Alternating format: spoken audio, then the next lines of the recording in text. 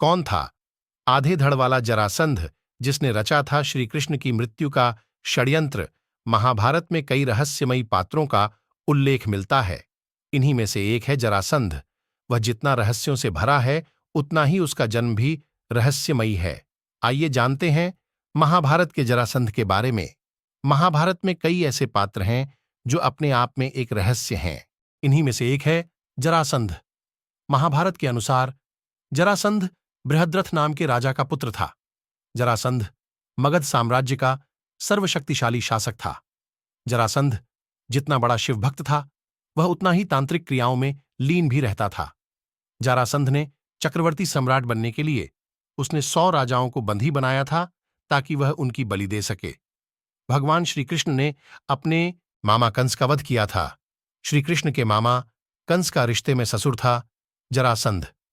जब श्री कृष्ण ने कंस का वध कर मथुरा को उससे मुक्त कराया था, तब जरासंध ने मथुरा पर आक्रमण कर दिया था। उसने श्री कृष्ण की मृत्यु का 18 बार षड्यंत्र रचा था। मथुरा को जरासंध के क्रोध से बचाने के लिए श्री कृष्ण मथुरा त्याग कर द्वारका में जा बसे। जब महाभारत का जाना था, तब श्री कृष्ण ने पांडवों को जरासंध के प्रति आगाह किया था। श्री कृष्ण ने उन्हें बताया कि जरासंध कोई साधारण व्यक्ति नहीं है, बल्कि वह तंत्र विद्या से जन्मा बालक है। जरासंध के पिता बृहद्रथ को एक ऋषि ने सेब देकर उन्हें अपनी पत्नी को खिलाने के लिए कहा था। दरअसल ऋषि ने अपने तपोबल से उस सेब को पुत्र प्राप्ति के लिए दिव्य शक्तियों से भर दिया था। बृहद्रथ ने उस सेब को अपनी दोनों पत्नियों को खिलाया, जिससे दोनों रानियों द्वारा आधे आधे बच्चे जन्मे। बृहद्रथ ने तो बच्चों के उन आधे आधे धड़ों को जंगल में फेंक दिया, लेकिन जरा नाम की राक्षसी ने उन अंशों को उठाया। जरा नाम की राक्षसी ने उन अंशों को अपनी तांत्रिक माया से जोड़कर पूर्ण बालक का रूप दिया। जरा से उन अंशों की जुड़ाई हुई थी, इसलिए उस बालक का नाम जरासंध पड़ा।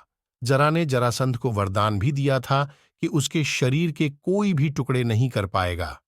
अगर किसी ने टुकड़े कर भी दिए और अगर वह एक ही दिशा में हुए तो पुनः जुड़ जाएंगे।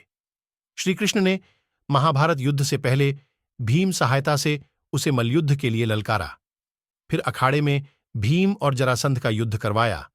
उन्होंने भीम को जरासंध के शरीर के 2 टुकड़े कर विपरीत दिशाओं में फेंकने को कहा।